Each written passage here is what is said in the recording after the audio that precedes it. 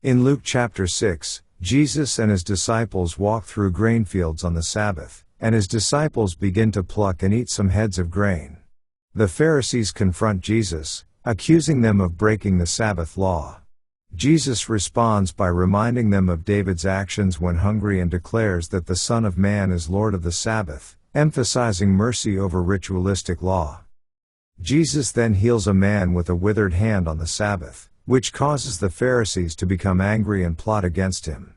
Despite this opposition, Jesus continues teaching his disciples and the crowds. He selects 12 apostles to be his closest followers, empowering them for his mission and ministry. Jesus delivers a powerful sermon known as the Sermon on the Plain.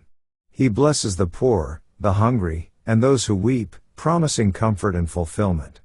Conversely, he warns the rich, the full, and those who laugh now of coming judgment.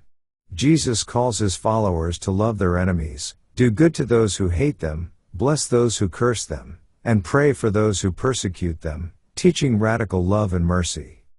The chapter concludes with Jesus emphasizing the importance of judging others rightly and bearing good fruit, likening those who hear his words and put them into practice to a wise builder who builds a strong foundation. This chapter reveals Jesus' authority over religious traditions, his call to mercy, and his teaching on love, compassion, and true discipleship. Let's now read Luke chapter 6. And it came to pass on the second Sabbath after the first, that he went through the corn fields, and his disciples plucked the ears of corn, and did eat, rubbing them in their hands. And certain of the Pharisees said unto them, Why do ye that which is not lawful to do on the Sabbath days? And Jesus answering them said, Have ye not read so much as this, what David did, when himself was an hungered, and they which were with him?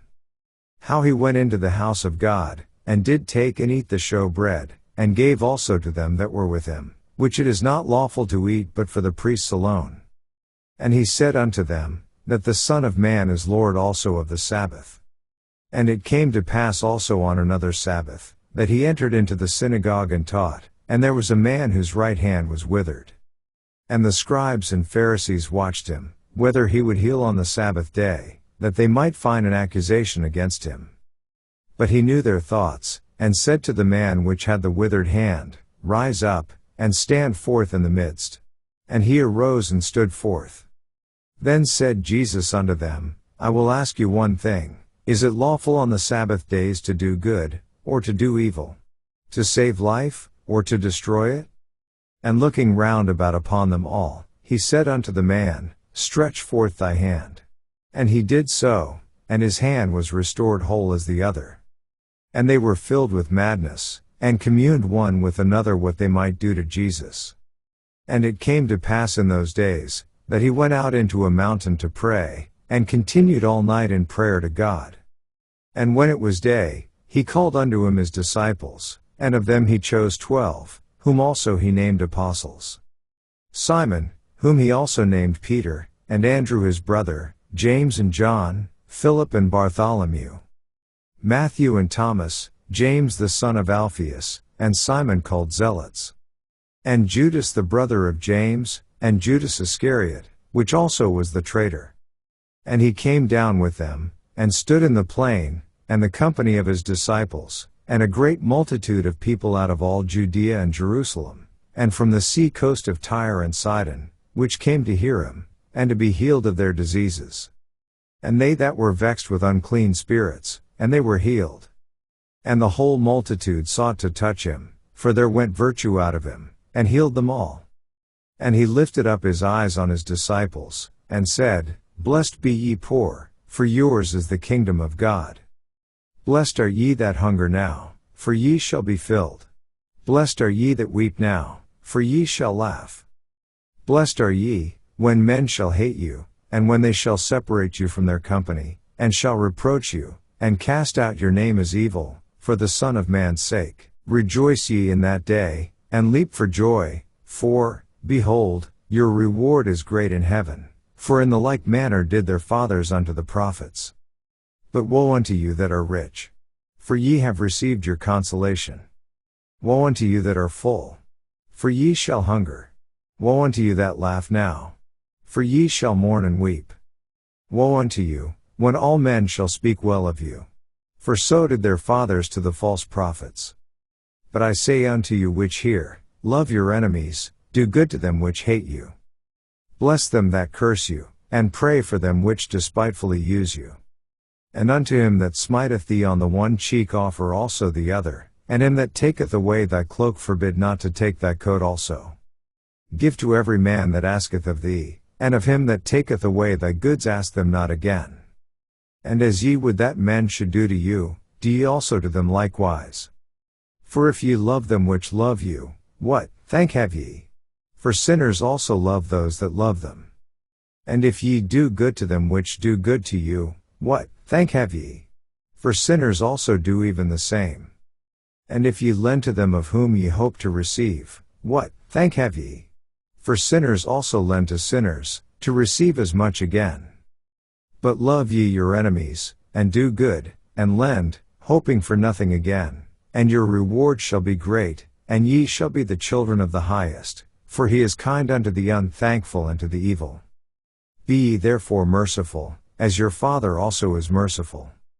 Judge not, and ye shall not be judged, condemn not, and ye shall not be condemned, forgive, and ye shall be forgiven. Give, and it shall be given unto you, good measure, pressed down, and shaken together, and running over, shall men give into your bosom. For with the same measure that ye mete withal it shall be measured to you again. And he spake a parable unto them, Can the blind lead the blind? Shall they not both fall into the ditch? The disciple is not above his master, but every one that is perfect shall be as his master. And why beholdest thou the mote that is in thy brother's eye, but perceivest not the beam that is in thine own eye? Either how canst thou say to thy brother, Brother, let me pull out the mote that is in thine eye, when thou thyself beholdest not the beam that is in thine own eye? Thou hypocrite, cast out first the beam out of thine own eye, and then shalt thou see clearly to pull out the mote that is in thy brother's eye. For a good tree bringeth not forth corrupt fruit, neither doth a corrupt tree bring forth good fruit. For every tree is known by his own fruit. For of thorns men do not gather figs, nor of a bramble bush gather they grapes. A good man out of the good treasure of his heart bringeth forth that which is good, and an evil man out of the evil treasure of his heart bringeth forth that which is evil, for of the abundance of the heart his mouth speaketh. And why call ye me, Lord, Lord, and do not the things which I say?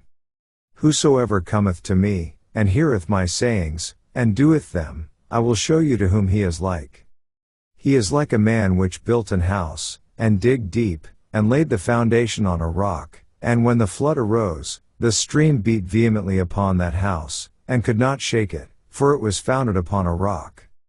But he that heareth, and doeth not, is like a man that without a foundation built an house upon the earth, against which the stream did beat vehemently, and immediately it fell, and the ruin of that house was great. This ends our reading of Luke chapter 6.